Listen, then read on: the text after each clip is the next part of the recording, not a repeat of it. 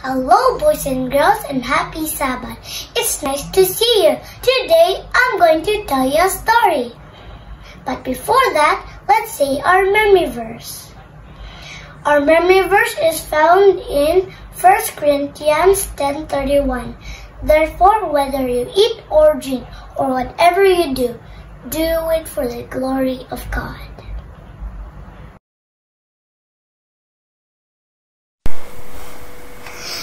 Daniel and his friends. It was noontime in the city of Jerusalem. The temple school for boys had been dismissed. Daniel and his three special friends were hurrying home to lunch. But suddenly a trumpet sounded. Tahi! Tahi! Showed the trumpet. It was noontime call to prayer. 3 times a day, morning, noon, and night, a priest came out on the temple porch and blew on his ram horn trumpet. Tai! Tai! It's time for prayers. Daniel turned about face toward the temple. His friends turned about face toward the temple. All the people of Jerusalem stopped whatever they were doing and faced toward the temple. With heads bowed, they prayed to God in heaven. At home, Daniel's mother served pos for lunch. Pos is food like beans and vegetables, brown bread, berries, and dates. Daniel liked pos. Pos would make him grow tall. Pos would make him grow strong. Pos would make him get good grades in school.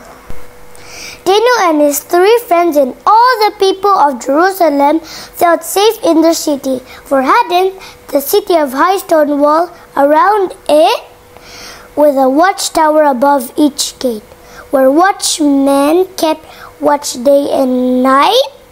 If Daniel listened, he would hear the watchman call, first watch, all is well, and later second watch, all is well, and still later third watch, all is well. But one day all was not well.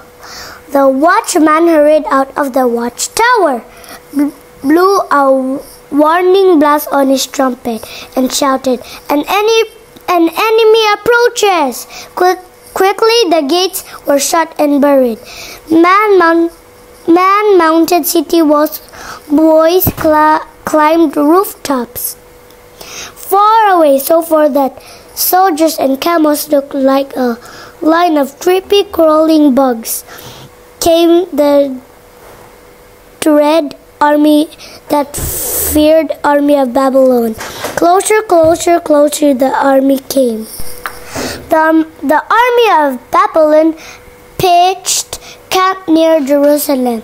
The soldiers built great battering ram machines and pushed them up beside the wall.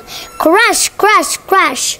All day long the battering rams battered the wall of Jerusalem.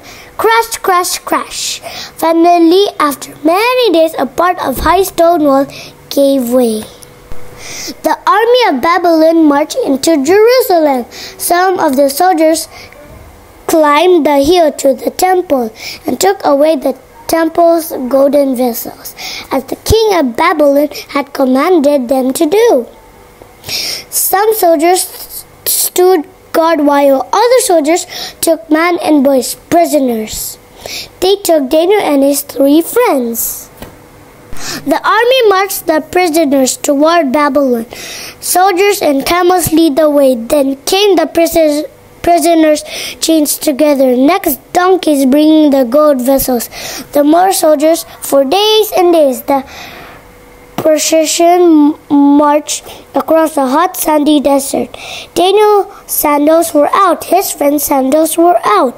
The hot sand burned their feet. They were thirsty. They were tired, but on and on. They had to march until they came to Babylon. The king of Babylon sat on his royal throne, while soldiers paraded the prisoners before him. Said the king to the captain of the army, Choose boys from among the prisoners, goodly boys, give them food from a table to eat, and give them of my wine to drink. They should go to school for 3 years to learn the wisdom of Babylon. Daniel and his 3 friends were chosen. Prince Mizar was given charge over the boys. That evening, Daniel and his 3 friends talked together. "We cannot eat the king's food," said Daniel. "It has been offered to idols, and besides, the king's food is not the best food for boys. Neither can we drink the king's wine. What shall we do?" the boys asked one another. Then Daniel thought of a plan. "Let's ask Prince Mizar to give us pulse to eat and water to drink instead of the king's food and wine." "It's a good plan," agreed the 3 friends. Daniel and his friends went to see Prince Mizar. They bowed politely, then asked for pulse and water instead of the king's food and wine. Mizar shook his head. "No, if the king should see you look thinner than the other boys and learn that I had given you pulse and water, he might even cut off my head. Please try us for 10 days, begged Daniel. So Mizar agreed to give them pulse and water. "For 10 days, then we shall see," he said.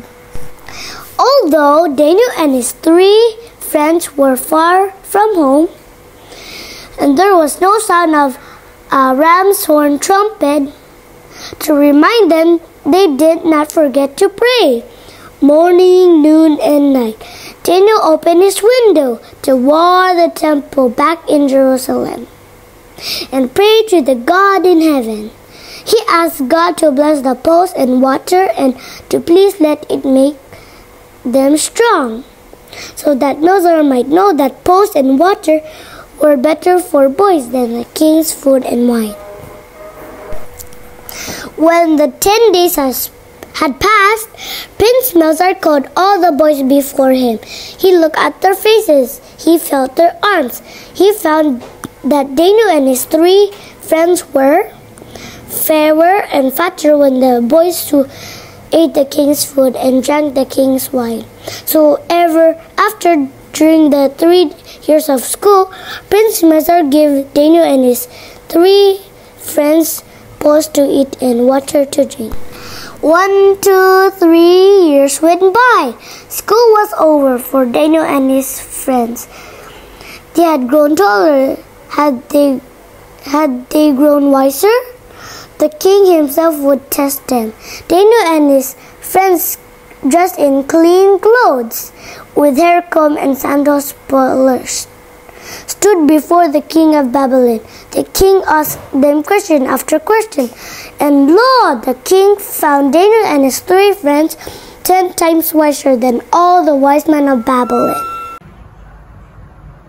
Thank you for listening. God bless you.